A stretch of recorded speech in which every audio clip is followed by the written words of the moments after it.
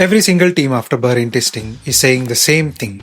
We are not really strong, they look strong, we have a lot of work to do, etc. etc. Meanwhile, the other teams are also exactly saying the same thing. So what's really going on? Are all 10 teams suddenly underdogs? Or are we watching the most elite mind games in the motorsport right now? Because if you have followed Formula 1 for long enough, especially after a major regulation change, you know one thing. Pre-season testing is basically a high-speed poker, and in this regulation change, the mind games have already begun. I am the grid guy, and let's look at all of it, shall we?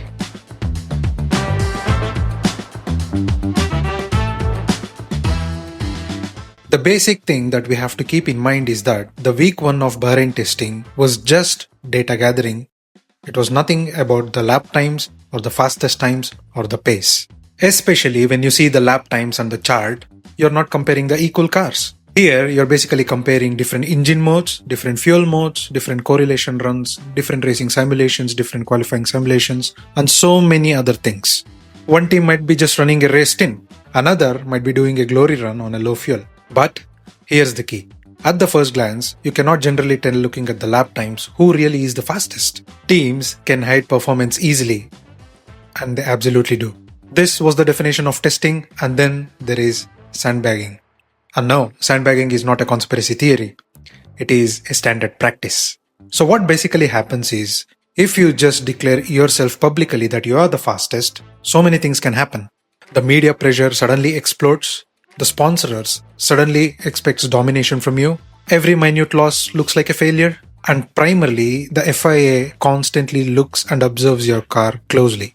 But on the other hand, if you say that you're not the fastest, you have a lot of work to do, the other team is the fastest, you immediately shift the pressure. And teams like Red Bull and Mercedes have mastered this art over the years. The teams initially start to play the mind games, and eventually the drivers also get involved in this.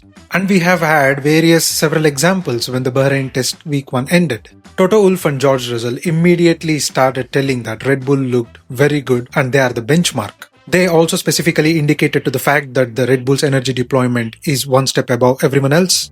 And then later we had Carlos Sainz echoing the same thoughts. And then we had Lando Norris, who said that the Ferrari is the team to beat right now.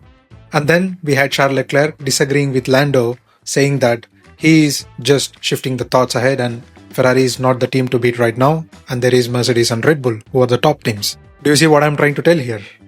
This is exactly the mind games and the blame games that the teams have already started on each other. When George Russell comes up to media and says that Red Bull is the benchmark, that's not accidental. That's something called narrative control.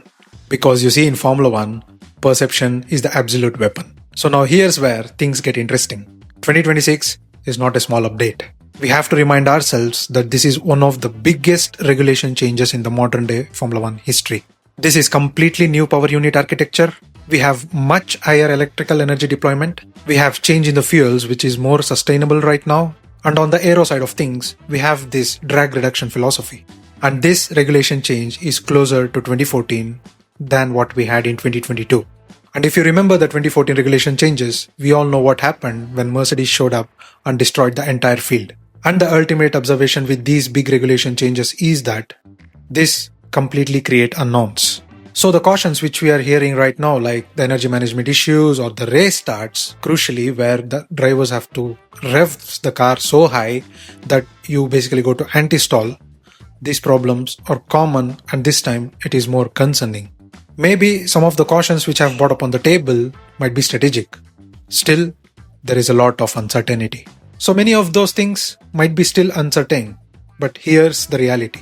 At least this is the fact that in each factories, the teams know if they have actually hit their targets.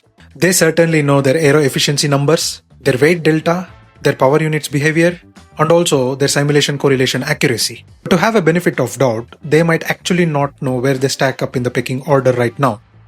But they absolutely know if they have nailed this regulations concept. And at this time, when the teams are speaking cautiously in the public, that's not panic. That's the fact that they're protecting the information that they already know. Because you see, in this era, with this regulation change and also with the budget cap in force, competitive secrecy is everything. You see, there's another layer to this, which is the psychological war between the teams and the drivers. At this very early part of the season, calling another team as a favorite can shift the regulatory scrutiny, it can influence the FIA attention on those teams, and it absolutely increases the media pressure on the rivals.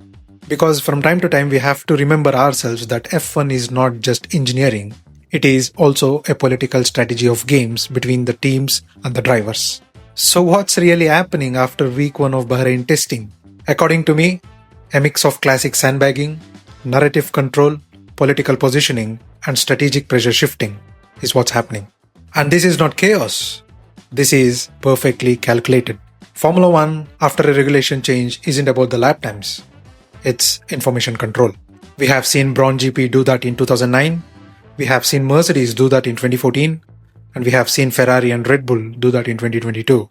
And now, we are seeing the teams doing it this regulation change. Right now, everyone is bluffing. But the question is, who already has the strongest hand?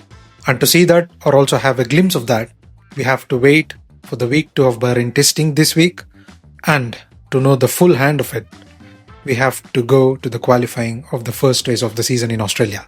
Feel free to let me know your thoughts in the comments, because these fun games, the strategies, and all the sandbagging is the topic worth discussing, and I absolutely love it.